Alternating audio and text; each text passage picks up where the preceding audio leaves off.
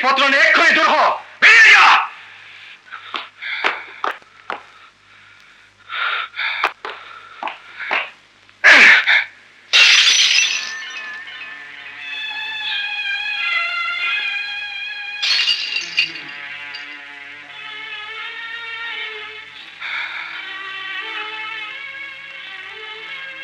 এগুলো কি? ওর সবকিছু। ওগুলো মাটিতে কেন? ওর কোনো কিছু এই বাসায় থাকতে পারে না। কেন?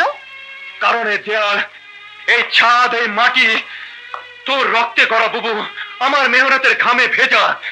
এখানে কোনো দাগ লাগতে দেব না। একটা ঘুষখোর জোচ্চোরের এই বাড়িতে থাকার কোনো অধিকার নেই।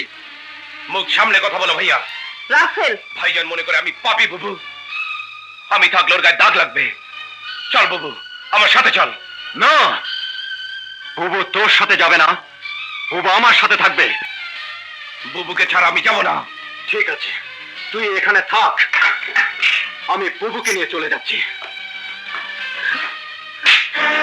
যা, পোশাক পাল্টে মানুষের কাপড় পরে আয়, তারপর মানুষের মতো করে কথা বল।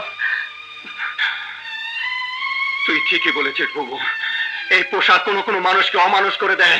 যেমন ও ঘুষ খেতে শিখেছে বুবু, ওর ইমান বিক্রি করে দিয়েছে। কিন্তু প্রমাণ করতে পারোনি। আজ পারিনি, কিন্তু একদিন পারবো। কিন্তু সেদিন তোকে আর ফেরাতে পারবো না। পাপের রাস্তা বড় কঠিন, শুধু যাওয়া যায় কিন্তু ফিরে আসা যায় না। সব সব দোষ আমার বুবু। এ আমি কেমন ভাই, কেমন বন্ধু, যে ওকে ফেরাতে পারলাম না। বড়